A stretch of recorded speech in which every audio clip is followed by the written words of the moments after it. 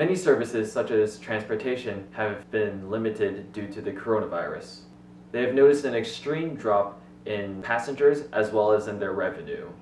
Despite these challenges, they have been putting in their best effort to help passengers get to where they need to be, as well as allowing them to be safe. Caltrain has definitely been impacted dramatically by COVID-19. I mean, our ridership has dropped by about 95%. The ridership reduction for SamTrans has not been as dramatic. I think it's somewhere in the mid 60 percentile range of a drop right now, compared to Caltrain's 95%. Our buses go through a routine maintenance cycle, and part of that normal routine includes cleaning. Of course, now with COVID, that cleaning protocol has had to be stepped up. And in order to step it up, we not only had to buy new protective gear for our staff and new cleaning equipment that we weren't using before, but it's also added more time.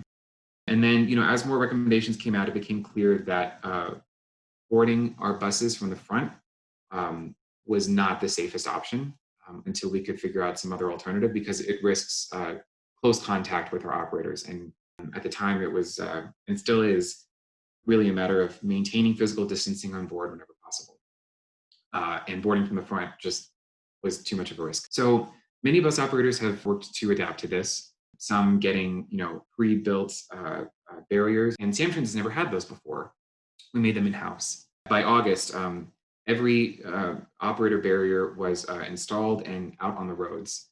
And the barriers, they allowed the operator to sort of close the door around them when people are boarding, so that even if they're close, there's still a protective layer between them. And it's shaped in such a way that the fare box is still available and it still doesn't risk, close contact and such. We're grateful that we have this both safety measure and return of really critical revenue. SFO really benefits from what the Bay Area is all about. That being said, SFO can also be very susceptible to forces that will affect travel. The SARS outbreak in 2003, which really affected the demand for travel to and from Asia. SFO lost about 30% of its international activity in the wake of the SARS outbreak. In comparison to what we're seeing now, there were days where, we measure the number of passengers that go through our security checkpoint, our TSA checkpoint, every day. And pre-pandemic, that average was probably about 75,000 people a day. In April, that number was less than 2,000. I mean, it was really almost, trickling down to almost non-activity at the airport. Now we're starting to see passenger activity begin to recover. We finished the month of August, we were averaging 11,000 to 12,000 per day.